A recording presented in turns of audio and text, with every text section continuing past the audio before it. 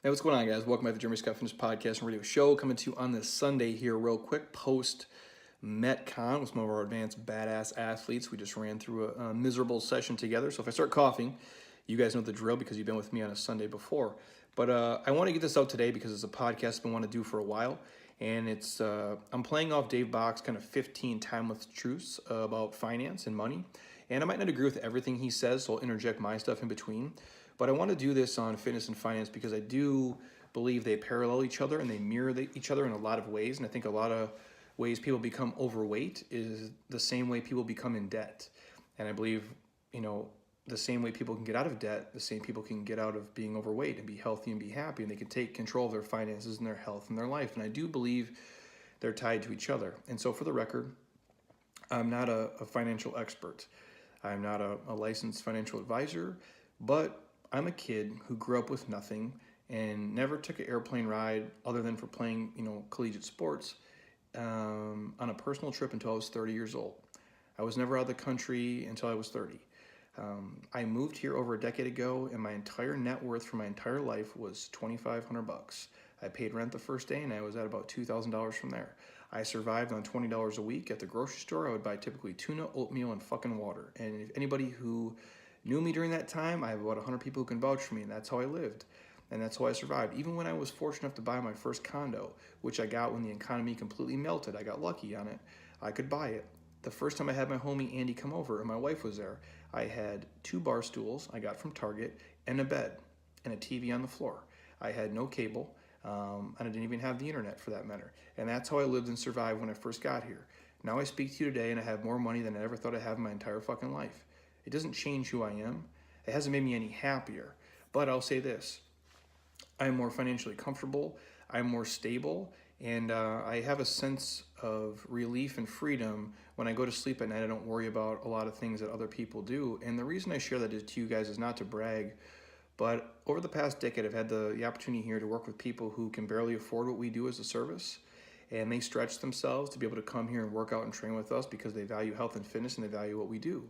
And I work with average people here too. And we work with people here who also have a net worth of tens of millions of dollars who drive Ferraris here and Bentleys here. And that's real.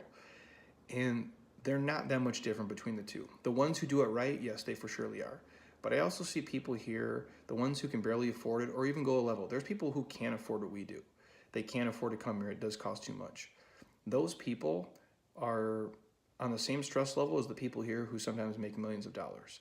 And that might blow some of your minds, but what you see in America and the world with, especially now, and it's been happening forever, and I'm not making social media the scapegoat of the enemy, and for all the amazing things social can do, if you have a predisposition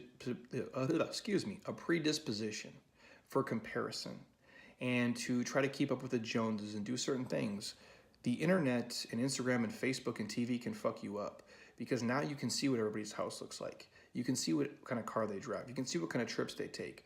And you feel as you get small increases in your pay, you have to level up your lifestyle to match that. And I think that's where a lot of people make the biggest mistakes because the amount of consumer debt people are drowning in and swallowing is unbelievable. It's unparalleled. I'm going to share the stats with you guys. It's going to kind of blow your mind.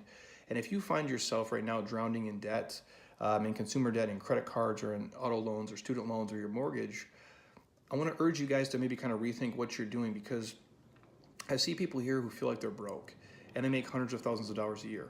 And I see people here who make $45,000 a year and they feel like they're rich as fuck because their lifestyle matches what they're making. They don't feel like they need to be fancy. And I share this with you because when I grew up, you guys, I grew up in a 2-bedroom apartment for a long time with my mom, and she did the best that she could, and I slept on a fucking bunk bed. And it's not ideal for a kid to sleep on a bunk bed on the top bunk and his sister's on the bottom bunk.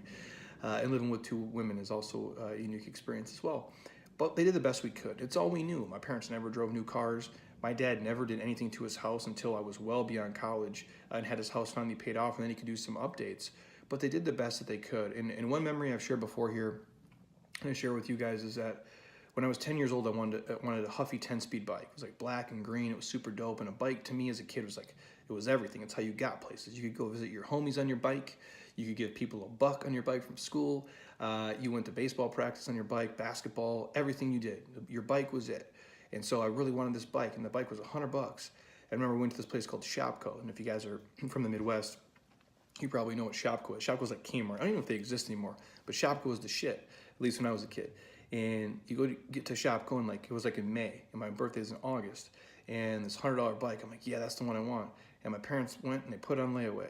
And I'm like, what the hell is layaway? And they're like, well, we save it for you now, and your parents pay us like 20, 30 bucks a month, and then when it's paid off, you come pick it up on your birthday. And I'm like, oh, it's super sweet. And that I think of it today because I'm around the same age right now as my parents were when they had me buying me this, Huffy 10-speed bike. And my parents had to put a $100 bike on layaway. That blows my fucking mind because, and again, I'm not doing this to brag, you guys. I could burn $100 right now in the middle of the room and it wouldn't matter to me. My car could blow up right now and it wouldn't make a bit of fucking difference because I'll go buy a new one. I have the money to do that. And again, I'm not bragging to you, but it's a humbling experience to know where I came from and what I have. And my parents never put themselves in consumer debt. They never did a bunch of stupid shit. And my dad is not a Dave Ramsey guy, which blows my mind because my dad would say things like, if you don't have the money, you can't buy it. And my dad drilled into my brain, like, if you have a credit card, Jeremy, you put gas in your car for this and nothing else. If you need to use it, you call me. Unless it's an emergency, you never use a credit card. You don't put stuff on credit. You work for everything you get in your life. And he was very diligent about it. He was very frugal and he was very smart with it. Now, he never made a lot of money, but he also paid off his house, probably 10 years earlier than he had planned to, by just being diligent, being patient, and putting the time in. And that always impressed me and it stuck with me. It's probably the reason now why my wife and I are on a journey to pay off our house in probably the next, fingers crossed, 17, 18 months here, give or take. By the end of 2020 is our goal to pay off our home completely and be 100% debt free. And that will change the scope of our financial life forever. And my dad, the things he said to me and me seeing him do it plays a huge role in that. And I think growing up broke as shit, does that too. It changes you. And again, I'm not a money guy. If I did anything outside of fitness, I'd be way richer than I am now. But I love this and I love what I do and I love you guys. And so that's why I'm doing it. But I share all that stuff, you guys, to give you a backstory to share this because I'm a kid who comes from nothing and no money. I have no financial training and I'm not a genius, but by the grace of, whether it be God and meeting these people here who are affluent and learning from them and seeing what to do and what not to do, if you will, has changed my life. And getting introduced to guys like a Dave Ramsey and a Chris Hogan, and seeing people here do it the right way, it's allowed me to become, wealthy at a young age when I had nothing. And I share this with you because I want to help you guys do the same thing. If you hear me say something in this podcast that maybe you didn't hear before, or I say in a different way and it shocks you, and you're like, holy shit, I'm doing that, or I'm not doing that, and that's what it is. And I think sometimes we think that, the millionaire next door is the guy who's driving the Bentley and has a boat and has a 5,000 square foot house, and it's not the case. The millionaire next door is the guy who looks like me, who drives a 2008 Honda Accord, who lives in a house he can afford, who just kind of lives a normal life and is smart with his money, spends way less than he makes, invests it over time, and that's what happens. And doesn't get themselves into the fancy game, keeping up with the fucking Joneses, trying to buy a house that's way too big for them or a car that's too fancy, or stretching their limits every single month and always leveling it up. And so I'm going to get into his timeless truths here in a second, but I want to share you guys this quote. It was on USA Today, and NerdWallet did a huge detailed kind of study. The household debt, the average U.S. household debt in specific categories in America, and I'm going to list them all for you guys. Now, some of you guys might be doing better, some of you guys might be doing worse, some of you guys might be the average of this. And again, I'm not playing the comparison game, but what I can tell you is this. Typically in marriage and in life and in households, finances are a huge stressor for people. People argue about money, how to spend it, how to use it, what to do with it, what they need, what they don't need. And for you guys out there who are still, and that's why I'm going to talk about comparison forever, still playing the comparison game. You're comparing your kitchen to your friends.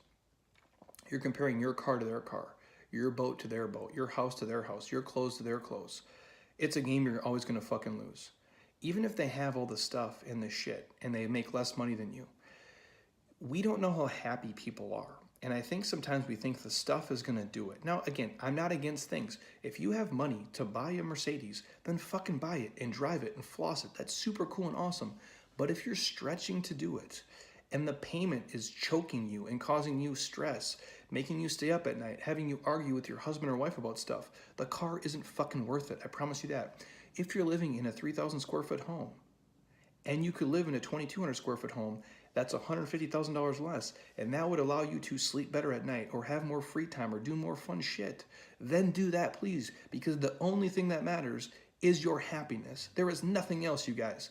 Nobody, at the end of the day, when you die, and the dash on your tombstone, that dash is not going to have anything to do with the square footage of your house or the car you drove or the Louis Vuitton fucking shoes you bought or the $800 jacket you're wearing. Nobody gives a shit. If you're happy and you have the money, then do it. That's amazing. But if you don't and you're stretching for it or you're working your life away at a job you hate for it, it isn't fucking worth it. I promise you that. I would do this job and make $33,000 a year if it meant I was fit, healthy, and happy, and my wife and my family and everybody thought I was fucking awesome. That's all that matters to me. That's legacy. It doesn't matter if my net worth is $4 million or $40,000. If I'm happy and not stressed, that's the game. Sorry, you guys, that's my quick rant. So the average U.S. household debt in specific categories, and this is a 2017, 2018, so this is as recent as I have. Credit card debt, the average U.S. credit card debt per household, $16,883. So the average household has about $17,000 in revolving credit card debt. That blows me away. At most of these guys at 20% interest plus, most people 24, 5, 6, 7, 8%, that blows, you'll never get out of that shit. That is gonna choke you from the fucking inside out. And if you guys are there right now with the credit card stuff, you gotta let that stuff go, man. You really do, it's just too much. Do what you can. If it's debt snowball style, Dave Ramsey it, but get rid of that credit card debt. That shit will eat you alive. Paying on just literally the interest and not the principal, you'll never get out of it. And credit card debt in America, we're not educated enough on it. It's choking people out and it's making them miserable.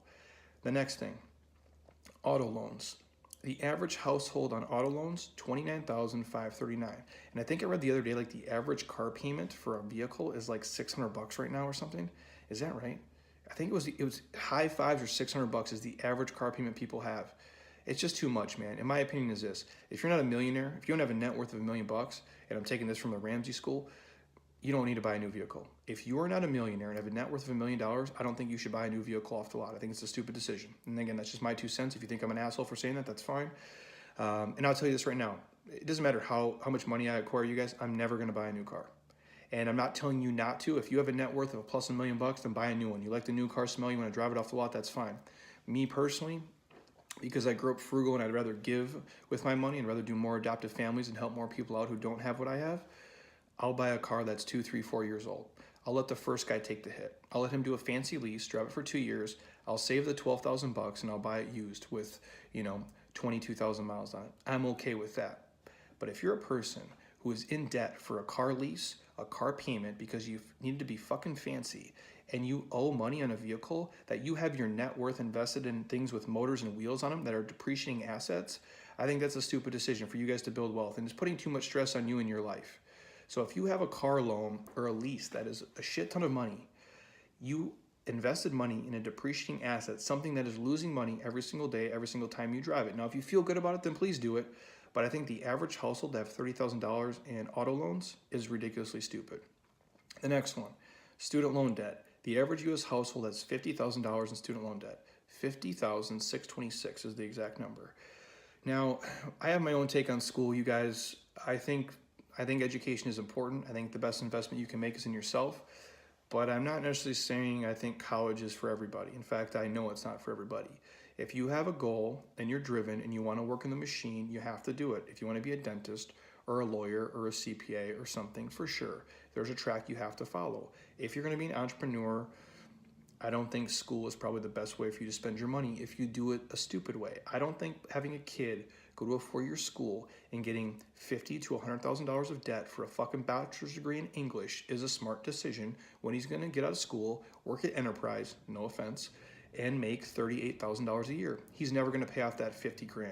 It is going to crush him over time. It's going to delay his retirement. It's going to delay him buying a home and building wealth through real estate and being debt free, and he's going to drown in it. Now again, I'm not vilifying school and college. I have a degree, I have advanced education, but I was an athlete and they paid for it.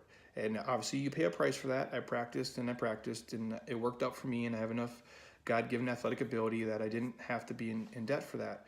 My wife had very little student loan debt. I think when she got out of school, I think, what did we pay off her debt? What was her student loans, like 15, 16 grand? So she got one bonus from work, and she was super jacked about it, and didn't see a cent of it. And we paid off her student loan debt in one swipe, one check, which is not fun, but she got out of it. And again, I think a lot of times kids are doing school fancy. When you pull up the student loan stuff and why it's gotten so, obviously, the tuition for school has gotten so ridiculously expensive, in my opinion, that these kids are drowning in it, and their parents can't, obviously cash flow out of it, because it's a lot to ask of parents. I know it is.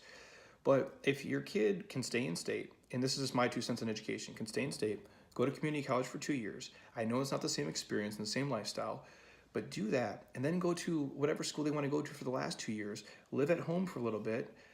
You can make it work, and you don't have to be in debt. I know it's not the same experience, and it's not this, but for those 4 years, to pay $100,000 for the next 30 years, it isn't worth it, you guys. I promise you that. You can still go get drunk and get fucked up and do cool shit and do stuff and be on campus and go to the games. But if you can do it closer to home and not put yourself, because again, when you're 17, 18, 19, 20 years old, you don't even know what you're signing. You don't know what you're doing. When I was 20, you guys, when I graduated college, I graduated cum laude. So I graduated college like with honors, right? So I'm like, that's the lowest. So cum laude is I call it the dumbest of the smart people.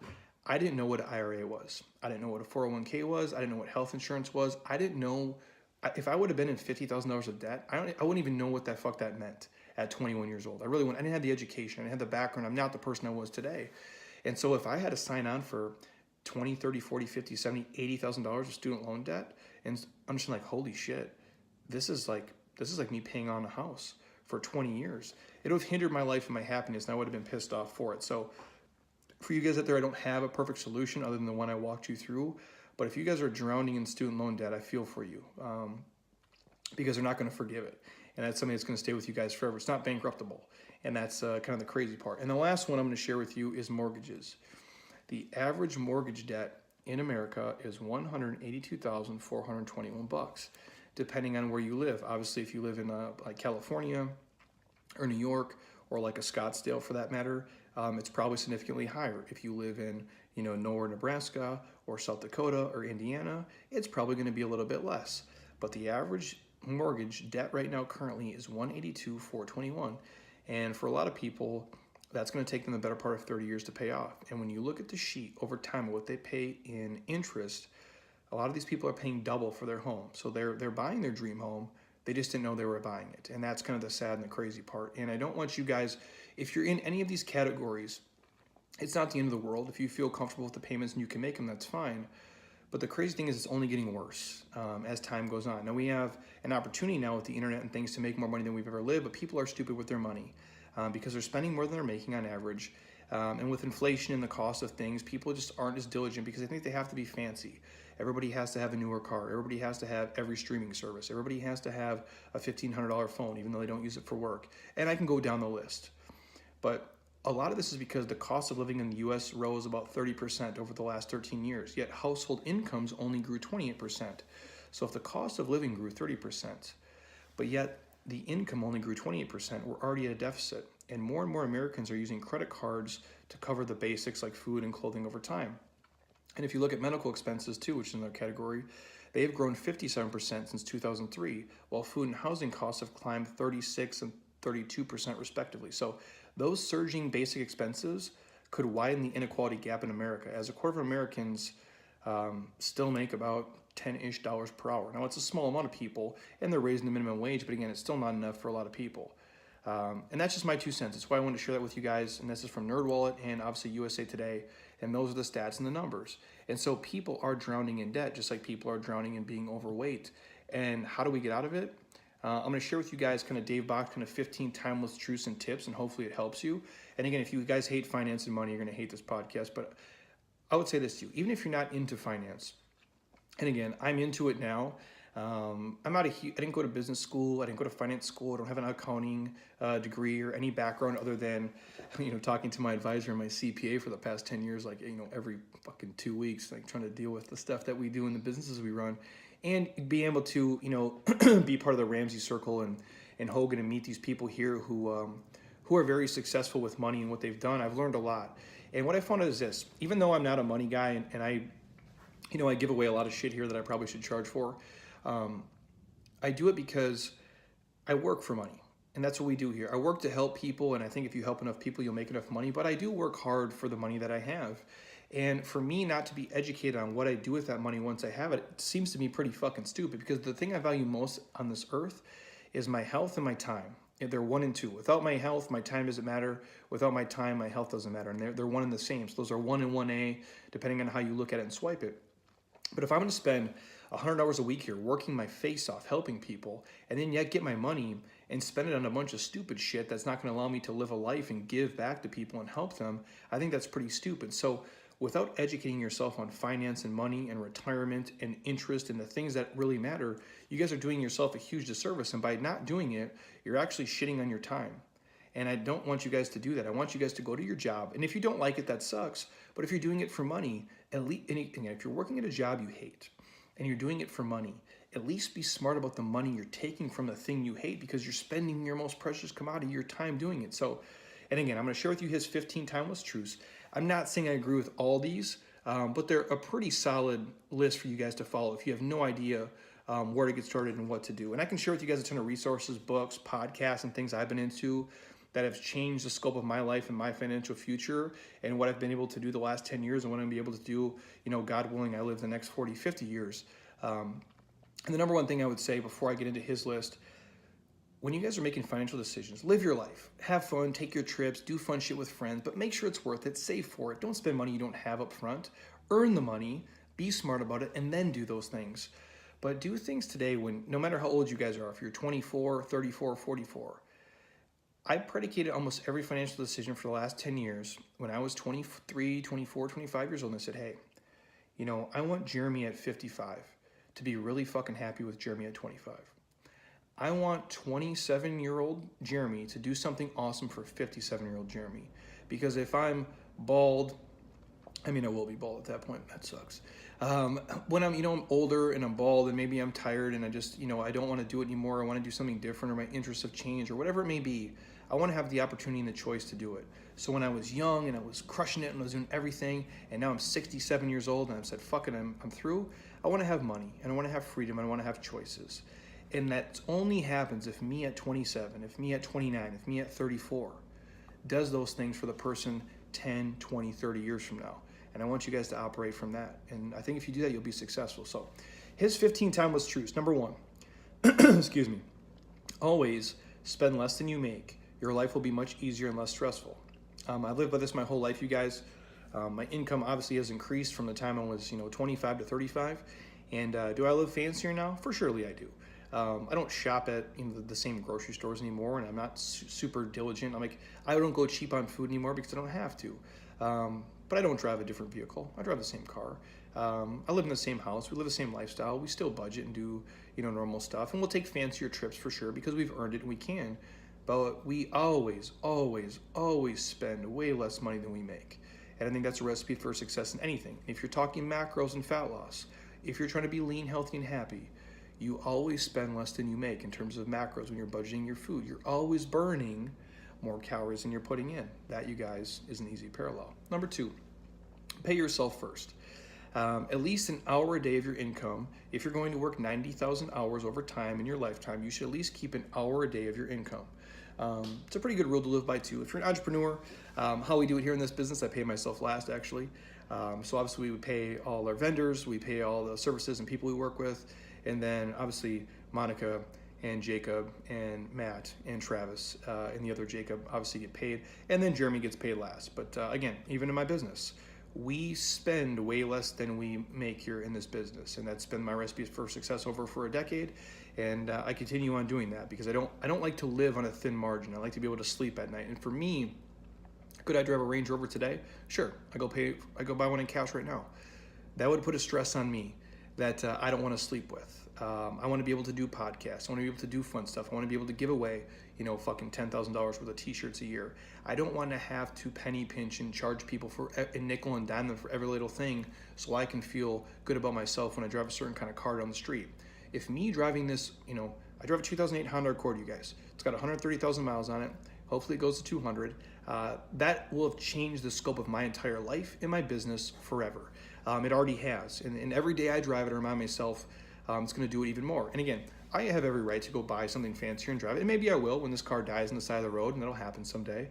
But if that allows me to do podcasts for hours for free, if it allows me, when you guys send me a message, to send you a free t-shirt for nothing, because I want you to wear it and rock it and feel good about yourself, because they are nice and they do fit good. We buy nice shit here. I'm happy to do it. If I can do contests here and give away thousands of dollars of gift cards to our members for just doing fitness, I'm happy to do it. I will drive a shittier car. I'll wear worse clothes. I'll make less money personally to do that and give back, because it makes me feel good. So selfishly, that's why I pay myself last. But for you guys, pay yourself first, for sure. Next one, number 3. And this is Dave Bach. He says don't budget. He says you're too busy. You'll get frustrated and fail. Instead, automate your life. Now, I would say this. I would say automate your life and budget. I'm a fan of both. Now, we automate everything that we do. I have a system that I go through with stuff, just like in my business. And I do basically the same thing in my personal life. We have certain accounts for travel, for housing. And like I said, we're trying to pay off our house, you guys. We've lived in our house for 6 years. I'm trying to have my house completely paid off within 8 years of the first day we made a payment. And it's not super fun to do. It's exhausting. It's a little bit stressful and also exciting at the same time. It's a goal I want to accomplish. I watched my dad do it, and I saw how fucking proud he was when he showed me the sheet of all the payments he made. And I remember he said he wrote like one $20,000 check, and he never has made more than $50,000 in a year. So for someone who's never made over 50 grand to pay off their house early and never made more than 50 G's in a year is really fucking impressive. And I remember that, and that stuck with me. So I would always, that's how we automate stuff. So we have an account for a house, an account for trips, an account for bills. We call it bills, checking, and savings, and different things. I think you guys should do that, but you should also budget. I think you should know exactly what's going out every month and what's coming in every month. If you're a Dave Ramsey person, they have like an every dollar app. It's completely, I think it's, you have to pay for it. There's like a free version, I think a paid version too. That will help. I do ours at our house because I'm kind of the finance nerd. I'm the saver. My wife is probably the spender, even though I've slowly grinded her down to come over to the dark side, so she's now a saver too. But she'll always spend more than me, but she's also showed me how to enjoy money and enjoy experience, enjoy trips. And I think you have to have some synergy there. I think if you have 2 nerd savers, it's not going to work. And if you have 2 spenders, obviously, I think that's where you get into the household debt stuff. But I think you guys should budget and should have an automated system as well. Number 4, be an investor, not a borrower. Investors get rich, borrowers stay poor. I believe that. And this is my personal experience, you guys, and I knock on wood, anything could change tomorrow. I could have a huge tragedy and something could be crazy, and paying off our house could become something that's not super important to us, illness or death or things like that. And outside of that, we're right on track and we're going to do it. But I'm not going to take out another loan the rest of my life, God willing. For this commercial building that I sit in right now, we took out one last loan for our business to buy this building so I can own it and have ownership in something instead of paying these guys here rent for a business for 20 or 30 years and walk away with nothing when it's all said and done. So whether I pay this off completely from a business standpoint, or if I just sell it for hundreds of thousands of dollars and that's what we do, or millions at that point, who knows, that's what it'll be. But I'm not going to borrow any more money. Those days are over for me. And I think we grow up thinking we have to borrow money for a car and borrow money for a house and borrow money for everything, and we don't. We just have to be patient. And we have to be diligent, we have to be mindful, and we have to be creative with how we make money and how we save it. But if you guys think that you have to go to school and take out a shit ton of debt and you have to take out a loan for a car, you do not. I've never had money until the last 5 or 6 years of my life, and I never had a vehicle loan. I've never took a loan out for a car, and I never will. I don't believe in it. I'm not bagging on you if you have to or you do, it's fine. I personally have never done that. I don't believe in taking out loans for things that go down in value. I just think it's a stupid choice. I think there's better ways to go about it. That's my 2 cents. Number 5, buy a home, don't rent. Renters stay poor, homeowners and landlords build wealth.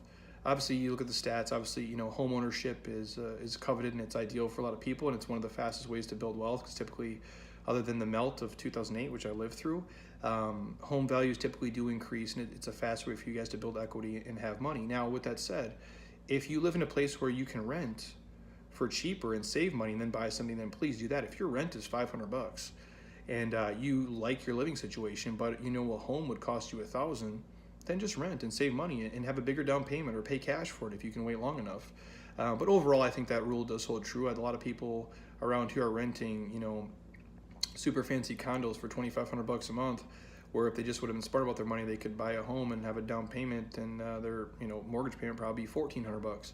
but that's just, that's give or take. Number 6, don't lend money to friends or family. You'll lose both. You're not a bank. I believe that to be true as well. Just don't do it, you guys. Number 7, never invest in things you don't understand. If the investment can't be explained to you on a piece of paper, it's too complicated. Pass. I believe that. My stuff, you guys invested in all things we know and understand. When I talk to my advisor, he calls me, whether we invest in things like, Facebook or Google, or, if it's Boeing or whatever it is, like really basic things and basic companies that have been around for a long time and that we plan to be around for a long time, and stocks and mutual funds and things I intend to have for well over 10 years. And I think that's kind of a good rule of thumb. I'm not bagging anybody who does crypto or Bitcoin. I don't fucking understand it. I still don't. I've read stuff about it. People have kind of explained it to me. I understand blockchain and a little bit of those things, but I'm still completely confused by it. So when people are saying, oh, buy a shit ton of Bitcoin, I don't get it, bro. I don't understand it. I'm not going to give my hard-earned money to it. If you guys do it and become multimillionaires, respect to you. I think it's great. It was just over the scope of what I was comfortable understanding and doing. Number 8, invest for the long term. Building wealth takes decades, not days. And again, you guys, to me, this is the ultimate fitness parallel. Invest for the long term. Building wealth takes decades, not days. Just like fitness, you're not going to get super ripped in 34 days. You're not going to be super amazingly healthy, fit, and fabulous in 8 weeks, especially if you're starting off from the bottom. Fitness, you guys, and finance, building real wealth for your life. Just like being super fit, not just being fit. Again, anybody can get fit in like a year or 2 years and hold on to it. Can you stay fit for 10 years? Can you stay fit for 20 years or 30 years? That's the game. Can you not just have money for 2 years? Can you be wealthy for the next 30 years? It's a crock pot, not a microwave. Let me say that again. Building wealth for decades, not for days, is the key. It's a crock pot, you guys, not a microwave. It's a marathon, not a sprint. If you want to be fit, eat right, train hard, wash, rinse, repeat. Do that forever. 3 years from now, you'll be healthy, happy, move better, and feel better, and look better. And if you repeat doing that, you're always going to be fit, healthy, and happy. If you work a job and your company offers a 401k or some sort of match, never, ever don't match it. Always match them. It's free money, you guys. I work for myself. I don't have that. My wife does it at her company. They give her 7%. At minimum, even when we were broke as shit, we always did the 7% because we wanted the free money. And over time, it will make you a millionaire. And I'll touch on that in a little bit. Number 9, don't try and time the market. It won't work. Investors who time the market will almost always fail. Now, if you guys are, like Ray fucking Dalio, you're Warren Buffett, and you do a bunch of cool shit, awesome. But even those guys, it's really tough for them, and they take a lot of losses, and they have so much money they can leverage it. They can lose 8 times and win once. You guys don't have the money to play around with that. And again, these guys do this for a living. They study this stuff all day long. They live it and breathe it. Warren Buffett's reading 6 hours a day. You're not doing that. So again, get with a professional who can help you, or if you're gonna make decisions, do things that are tried and true. And again, don't try to jump in and jump out. It's not gonna work. I'm not good enough to do it, and I can promise most of you are not good enough to do it either. Number 10, never invest on margin. Leverage kills you when things go wrong. I believe that to be true too, in many things in life. Number 11, this time is different. It's never different. Things work until they don't work. Never bet the farm, you can lose it all. Or I have a quote on the side of my wall here. It's like Warren Buffett's tried and true truths on taking risk. He says, never test the depths of the river with both feet in. And I think it's kind of like, don't put all your eggs in one basket. And I believe that. I think you guys need to be diversified. I think if you have an advisor or professional, and it's probably the best way to go. Most of us are not equipped enough. We don't love it enough. We're not educated enough to manage our own money at that level. I think you should have a pulse on it. I think you should read and study and be as educated as possible. But if it's not your passion, I think obviously paying a nominal fee to have somebody really take care of you, a fiduciary who has your best interest at heart, is the best way to go. And be in touch with them, talk to them, ask them questions, ask them what they invest in, have them, when they're in the office, flip the screen, have them show you what they put their money in. And if you guys want to follow suit, I think you'll be okay. Next one. Once you become rich, stay rich. It beats starting over. Ask anyone who has. In the same note, once you become healthy and fit, stay healthy and fit. It beats starting over. Ask anyone who has. And I believe it to be true both ways. If you ask somebody who's lost 100 pounds and gained it back, that's really tough to do it a second time. And there's a lot of people who have made millions of dollars and lost it, and they've made it back. But I guess if you ask them, hey, would you want to do it again for a third time? They for surely wouldn't. So if you guys get to a point where you have a little bit of money, hold on to it. Keep it. Be smart with it. You worked really hard for it. You don't want to give it away and get greedy and get super aggressive just for a couple more bucks. That's probably not going to make you happy at the end of the day either. Next one, give back, because the more you give, the more you grow, and you make the world a better place. I truly believe that. We've done that in our life. You know, I was once a kid who probably was a candidate for like an adoptive family, and now we do adopt a family around Christmas time and Thanksgiving time, and we do to every charity. I think last year, I don't have the number offhand. We did a lot to our members here, and you know, their kids' sports teams and little league teams and pom stuff and different events and charities. I'm happy to do it if we can do it. I'm in a position to where we can do adoptive family. And I remember when we get this family, we go to we go to Walmart and Ross and different places to buy their clothes, and we buy them, like a Christmas and Thanksgiving dinner, and my wife and I deliver it to them.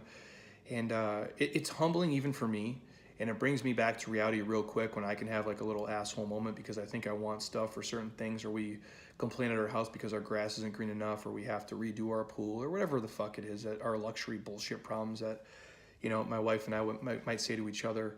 And I remember giving these kids a microwave. And we walk in the house, we give them the toys and the presents, and we have, Christmas dinner for them. And I remember when they opened the microwave, it's a $40 microwave, you guys. These little girls and boys are fucking crying. I mean, they're crying their eyes out because they're so happy and they're so excited because they can microwave food, because they've never had it before. They've never used a microwave in their home. And this is 2017, 18, 19. And these people are losing it over a $40 microwave. If that doesn't put perspective into your heart and you can't feel that and see that, I don't know what will help you. And now, while we bitch and complain and whine about such luxury stuff, I'm buying fucking $6 coffees on vacation. These people are crying over a $40 microwave. So if you ever have a chance where you can give back, please do it, because it will do something. It will change you. And it will do something for you. It will allow you to enjoy your money at a level that you probably never had before when you buy yourself material stuff and luxury things. But it will change who you are as a person. And those feelings will never go away. And it's probably some of the greatest feelings I've ever had here. It's why we give away the stuff we do. But to our people, it's different. The people who really have nothing, it will change their life. And you're a part of that. And you can take some great solace and great pride in doing that, you guys. If you ever get to a chance financially, we have the opportunity to give back to people who are less fortunate than you. Next one, never give up. No matter what happens, no matter how many times you fail, as long as you get up and try, you haven't lost. And I believe that in fitness. Never give up on your fitness, you guys. If you have a bad day, a bad month, even a bad year, you can always turn it around. Every day is another day to get control of your spending, get control of your eating, get control of your budgeting, get control of your fitness, take care of yourself, sleep well, budget your macros, budget your finances, get a workout in, pick up an extra job to pay off your credit card debt, whatever it may be. As long as you guys are consistently diligent every single day, you guys are going to win and be successful. It's the people who get discouraged by one loss, by one failure, by one fuck up, that lets them go off track. Now, I've shared this already. I make it public, and I've talked about it in this podcast. We're trying to pay off our house. It's really fucking hard to do. If most people take 30 years, even the people who are aggressive do a 15-year fixed, we're trying to do it in 8. Now that's a lot, and it's not super fun, and I could buy a bunch of fancy shit outside of it, and inside that, things are going to go wrong. And I love my dog, and I'm going to share the story really fast, off topic. I remember when we got our dog for $50. My dog's a rescue. If you watch my Instagram or Facebook, or you come to our gym, there's pictures of her on the wall. I love that dog more than most fucking people, and I'm sorry if that sounds bad, but I love that dog like more than most people. And when that dog is gone, I'm going to cry my fucking eyes out at a level that's probably going to be embarrassing. And then again, I've lost people in my life too, you guys. I know it will be worse than that, because this dog has been with me for 9 years, every single day. And sleeps next to me. I feed it all the time. I love it. So we had to take our dog to, and I remember this, when I first got that dog, we bought it for $50, got it off the Native American reservation, and it's been the greatest gift ever for $50. It was a sweet deal. And I remember one of our friends had a dog who had to have surgery, and it was like $1,500. And I go to my wife, and I'm like, I don't get how they do that. I don't get it. Because, again, we have no money at the time, right? I'm like, $1,500 will cripple us. Like, we could never afford to do that to JC. Like, we don't have the money. And flash forward 9 years. The other day, my dog had to have a tooth extracted, tooth cleaning, and she had to have 2 little masses cut out, like 2 little fatty tumors. And they sent one off for testing, well, it might be cancer or not. And it's nice to know either way. Like, if it's her time, it's her time. I understand. And so she got these 2 tumors cut out. And when I picked her up at the vet, and like now she's at home, she's healing, but she has these huge incisions on her body, and the bill was $1,114.68. So on Friday, I picked up my dog from the vet. I paid $1,114.68 to get her home. And I remember like how sad I was being there, just because you feel, you never know, right? And she comes out of the waiting room, and I've never been like so fucking happy in my life, like so happy just to grab her and hold her and see her. And I'm like, holy shit, like I really love this fucking dog, like more than almost every person on earth. And it's so fucking crazy to me. But the point being is like, those things are going to happen on our journey to pay off our house and get out of, completely be debt free and change the scope of our life. Those things are going to happen. Your air conditioner is going to go out. Your car is going to, have some issues. You're going to need new tires. You might need a new roof. Your dog might have 2 tumors cut out. But you have to understand, it's just a little detraction. You have to roll with the punches. You can't give up no matter if 3 things go wrong. You can't let it derail you. It's just a bump in the road. That's why you guys have things like an emergency fund. And that's why you always spend less than you make. That's why you always have a couple bucks around in case those things happen. We took her in. We thought it's going to be, just a normal checkup and get her, teeth cleaned, and maybe it cost $200. And it ends up costing me $1,100. But we saved and we had the money and we were diligent. So I feel very blessed and fortunate to do it. So again, you guys, when those things happen, don't give up. Just keep it moving. Number 15. Now this one's crucial for you guys, and I'm going to let you go after this. Compound interest really is a miracle, and it works when you work it. If you save $10 a day at 10% interest over 40 years, you would end up with $1,897,244. I'll say it again. If you save $10 a day at 10% interest for 40 years, you would end up with $1,847,244. Even if, again, well, Jeremy, 10% is aggressive for the market. My funds are only showing 6 or 7. Fair enough. If you earned half that, you would have close to $500,000. And I trust you guys, that would be 1,000 times fucking better than never saving anything at all. Your older self would thank you. So if you save $10 a day, if you're 32 right now and save $10 every day until you're 42, you'd have $1,897,240. Even if you only had half that, you'd have $500K. Now, for a lot of you guys, that's $300 a month. Most of you probably listening to this can save more than that if you really got diligent about your finances. If you saved yourself $500 a month for just 30 years, or then if you're 35 right now, and for the next 25 years you could save $500 a month, you're probably doing okay in retirement. At an interest rate of somewhere between 5 to 10%, you're going to be okay. Compound interest is real, you guys. That first $100,000, and trust me, the first $100,000 you're trying to save in your retirement account feels like it takes forever. It's a snail's pace, especially if you're not earning a lot of money. But I promise you guys, once you get that first 100, the second, the third, man, it goes quick, dude. And it's like fucking magic. And then you're like, holy shit, I actually have $100,000. Holy shit, like I have a net worth of over $1 million. This is fucking crazy. And all it took was you guys saving $300, $400, $500 a month every month for 5, 10, 15, 25, 30 years. And boom, you're a millionaire. And all you had to do was put it on auto ding from your account like you didn't even miss it. So that's where, if you don't have a $500 a month house payment, or excuse me, $500 a month car payment, boom, now you can save $100 a month for retirement. How simple is that? And the compound interest, the compound effect of that is so powerful and so crucial. It's probably the way that 99% of you guys are going to build real wealth and become millionaires and become financially independent and happy and successful with your money, is just by doing it the crock pot, not the microwave. Now, if you want to do the parallel to fitness, it's the same thing. Most of us are not going to have the Uber idea. We're not going to have the Instagram idea. We're not going to create Facebook. We're not going to be Google. That's not who we are.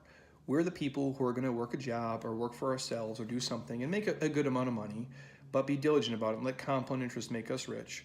We're going to pay off our debts early and be able to save and invest and give like nobody else can because we've been smart about it. Now, if you're talking fitness, you guys are not probably going to win the genetic lottery. You're probably not going to be Arnold Schwarzenegger, even though Arnold had to work hard as fuck for everything he had. But you're the people who are going to eat right day after day after day. You're the people who are going to budget your macros day after day after day. You're going to do mobility. You're going to get quality sleep. You're going to strength train. You're going to do the aerobic work, but you're not going to work out for 7 hours, every day for a year. You're going to work out 30 minutes a day or less every single day for the rest of your life. and you're going to be fit. And the compound effect of you guys doing 20 push-ups every day for 30 days is going to build you a stronger, healthier chest. You guys doing walking lunges every other day for a year is going to build up your quad, glute, and hamstring strength. The compound effect of you guys making the right choice more often than not is going to make you healthy, fit, and happy. And if you wash, rinse, and repeat that, you can be that way for the rest of your life. If you guys were just to save a couple bucks every single day and make it mandatory, make it non-negotiable, you guys will end up in retirement with hundreds of thousands of dollars, or probably close to $1 million, or some of you guys even more, depending on your age and income and how fancy you're willing to live. Now, here's my 2 cents. Above all else, obviously you guys can see the parallels to budgeting macros and budgeting money and fitness and finance and being overweight and being in debt. They mirror themselves, like night and day, like, apples to apples, if you will. Now, the one thing I'll say about all this stuff, it doesn't take rocket science. You don't have to be a genius. You just have to be diligent. You just have to be consistent, and you have to live within your means. You have to eat within your means. You have to be smart about how you spend your time, effort, energy, and your money. And the one thing you can't do is try to get too fancy too soon. And I see this for a lot of people. People are impatient as fuck. Everybody wants to live in the dream house today. Everybody wants to drive the dream car today. Everybody wants to take the trip, to Mykonos today. And everybody wants to do, and I get it. I really do. I'm human. I feel what you guys feel at some level. I probably feel 2% of what most of you feel out there, because I'm fulfilled and happy in other ways. And I just don't give a fuck, honestly, what people think about what I drive and where I live and how I do it, because I know who I am and I know what I do in this world, and I know where I'm going and what I'm doing with my gifts, and that's what fills my cup. And if I want the stuff later on when I can really afford it and it doesn't cost me, 2 ounces of stress, then I'll for surely do it. But what I do know is this: I've flown first class many times, and flying first class and then going back and flying Southwest C-42 in the middle seat sucks shit. That I can promise you that. And the reason I say that is not to bag on Southwest. It's a great airline, they do great work, but pay the $14 and get the A seat, please. But my point is that if you go from flying first class to going into the back, sitting in the middle between 2 people who are 400 pounds, that's a shitty experience, because you're always going to remember what first class felt like and how nice it was to have your room and be treated a certain way and do certain things. Now, wouldn't it be rough for you guys if you lived in a 5,000 square foot house today you could barely afford, and you drove a Mercedes today that was nice and new and fancy, but 20 years from now, you had to live in a house that was 1/4 the size, in a shittier neighborhood, and drove a car that was shitty and run down and beat up and broken, and you were stressed and broke and in debt because the decisions you made early in life to live too fancy, too quick, too soon cost you everything on the back end. To me, I would rather have it easier on the back end than on the front end. That's just my 2 cents. Now, would people say, well, Jeremy, live your life experience because you could get dropped dead and get hit by a bus? That's for sure. But if the lifestyle you're living today is causing you stress on the inside, causing you to work more and be unhappy and do things, I don't think the stuff is worth it. That's just my 2 cents. And God willing, for most of us, we're going to live a long, healthy, happy life. And I would hate to get to, and we all think, oh, well, I'm 30 today. 55 is old as fuck. 55 is not old at all, you guys. With the way healthcare is and the way that we're living and taking care of ourselves, at 55, you're probably going to live to 85. 30 more fucking years, another whole lifetime of what you've lived. I don't want you guys to be destitute and stressed out and broken and sick and sad and having to play catch up and grind and scrape for a bunch of stuff because you lived a life that cost you everything up front. That's why I hate to see people who come in here who are 150 pounds overweight and they've lived a life that's cost them everything. Now they have to play catch up. And it's so much harder for the person who's 150 pounds overweight as opposed to the person who's 10 pounds overweight. It's way fucking harder for the person who is $150,000 in debt than the person who's $10,000 in debt. So if you're hearing this and you're listening to this and you're not that far down the rabbit hole, stop what you're doing. Be smart, be responsible, take these principles, do yourself a favor, listen to the Dave Ramsey podcast or hop on Chris Hogan or message me for a handful of books that I've read and that have changed the scope of my life. Or if you don't have a financial advisor, you're not educated on this stuff, do it because it can change the scope of your life. I just see so many people, and the 2 biggest things I see that drag them down is how they feel about themselves and how they look and how immobile they are and how overweight they are and how sick they are and how not happy they are with how their body looks and moves and feels. And on the same note, people who are in debt, people who are stressed about money, people who are letting their finances cripple them and letting the stuff that they bought own them, and they don't own shit. They're leased and financed and they're leveraged up the ass, and they think like, oh, well, I have a great credit score and this and that. And I'm like, bro, the only thing that matters at the end of the day is how happy you are, how motivated, how inspired, how much you can give back, and literally how stress-free you can live your life. Because life is stressful, you guys, I know that, with traffic and kids and jobs and the economy and the world and health and just normal random bad shit that happens to us all the time. That's stressful enough alone. But if you can do it with a couple of bucks in the bank because you're not leveraged to the hilt, if you can do it in a body that looks good, moves good, and feels good, your life is going to be way better. And I'm not saying I have everything figured out, you guys.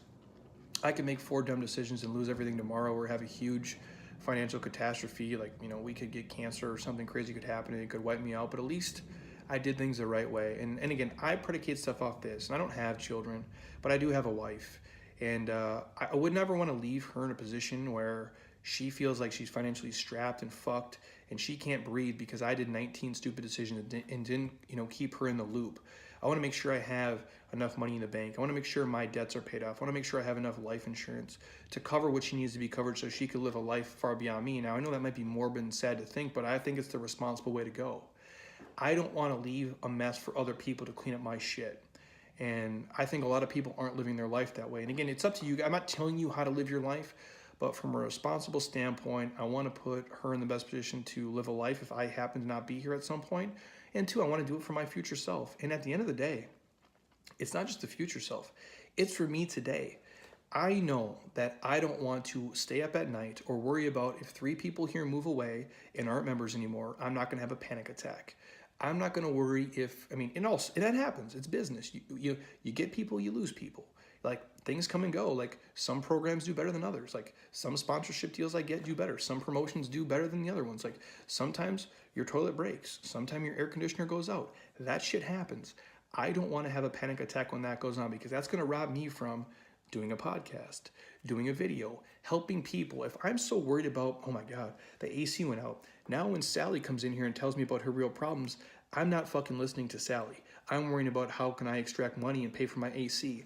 I don't want to be that kind of coach. I don't want to be that kind of person. I want to speak to them and talk to them and be able to help them. So if my mind can be free of the clutter and the debt and the stuff that money causes people, I'm going to be a better coach, a better person, a better athlete for it. And what I found is this: when I can free my mind and I don't have to worry about all the normal people shit, this is the person I become. I can talk like this, speak like this, do like this, create programs like this, and I can actually help people. But I can only help people if I'm not stressed, my mind is clear, and I am healthy. And I believe you guys are the same way. And so don't let the things you own end up owning you guys. Don't put yourself in so much debt you can't breathe. Don't get so overweight that it's almost impossible to get out of that weight gain. Really just do the things that make the most sense, that bring you the most happiness, and simplify your life. Because I think when you really strip it down, the things that make you guys the most happiest are probably the most simplistic things that there are. So again, if you guys find yourself in debt, whether it be for credit cards, auto loans, student loans, home loans, really stop, do an audit of how you're spending money and see if there isn't a fast track for you guys to get out of that consumer debt as quick as possible. Because that's the fastest way for you guys to build wealth and live a life literally like nobody else can live. And if you guys right now are listening to this and you're 10, 20, 30, 40 pounds overweight, stop. Contact me, contact a coach, somebody who can help you budget macros, get on an eating plan, get on a training plan that makes the most sense so you don't end up 60, 70, 80, 90, 100 pounds overweight. Just like you guys who are $10,000 in debt right now. Don't let it balloon up to 20, 30, 40, 50. And again, if you're doing what you've always done and it's only had you guys gain weight over the years and it's only had you guys gain consumer debt over the years, you have to stop and do something different. Doing the same shit over time and not changing the habit, the ritual, and the routine isn't going to get you there. Sometimes it takes little action. Sometimes it takes drastic action. And only you guys know where you sit right now. So hopefully that helped you guys. Again, just my 2 cents. I'm super passionate about it because I'm a guy who grew up with no money. And again, I'm not the smartest dude in the world, but I do work super fucking hard. And if I do care about something, I'm willing to learn about the subject and topic. And if I'm passionate about it, I'm happy to share it with you because learning these really little simple things and hearing my dad speak, over the years really has changed the way that I can live my life now and the things that my wife and I are able to do. And we're very blessed and we're fortunate. And I know that, and I'm very humbled by it. That's why I speak on it. It doesn't come from a place of I'm bragging and telling you I'm so fucking awesome because I've done, well, I really didn't do a lot of stupid money shit because honestly, I never fucking had any. So I couldn't make any dumb financial decisions. And honestly, I think that was good because when I was young, I wanted all the stuff, you guys. I wanted the rims on the car. I wanted the fancy shit. I wanted to wear the fancy clothes. The problem was I just didn't have any fucking money to do it. And because my dad was, I used the word nice enough, and the way he said it was not this polite.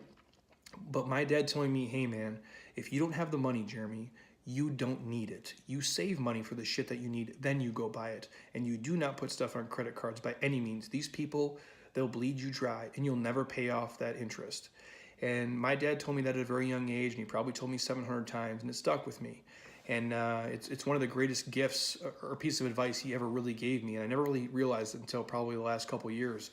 And that's the way I live my life and the way I do a lot of things, and it helped me. And if you guys hear it from me, I'd urge you to do the same. And I'm not telling you what to do, but I just know I think a lot of times we get caught up and we dig ourselves a hole, both financially, both fitness-wise. That's really hard to get out of. So if I can stop you guys from doing that, I'm happy to do it. So anything else you guys want to hear in the podcast, shoot me a DM, send me a message. I'm happy to do it. I know this isn't, as close to the normal things I speak about, but I am passionate about it, and I know it can help a lot of you guys if I turn you on to something or have you think or spend or do things a little bit differently. Just I hope it helps. So if you're on iTunes right now, stop. Don't be a lazy ass. Drop me a 5-star. Leave a comment. Tell your friends this is the greatest fucking podcast that ever existed, and have them listen to it too. I truly appreciate you guys. When you leave a review and a 5-star on there, it does help us move up the rankings, and selfishly, it pays me back way more than you guys ever could. So I truly do appreciate it. Share with a friend, share with a family member. It does mean the world to me. So thank you guys for listening. So a lot of fun stuff coming down the pipe. We're going to do like a random Instagram one. I'm going to get my wife back on here. I know I've been saying that, but she's been super busy with work. So hopefully this week or this weekend. And a bunch of other my favorite fitness homies too will come on. So until next time, you guys, eat well, train hard, be nice to people, and please keep doing shit you love with people you enjoy, because your life is too short not to, you guys. And again, spend wisely. Never spend more than you make. And just be very diligent with how you spend your money, because you're spending your time working for it. And it's really important. And your time matters to you. And I don't want you to just, kind of be staying afloat and be drowning in debt and doing things that are not bringing your life the most happiness. So if I can help you in any way, shoot me a message. I'm happy to share my experience and the things that I did to budget and hack and get myself to the place where I'm at today. So thank you guys. Have an amazing rest of your Sunday, and I'll talk to you guys soon. Peace.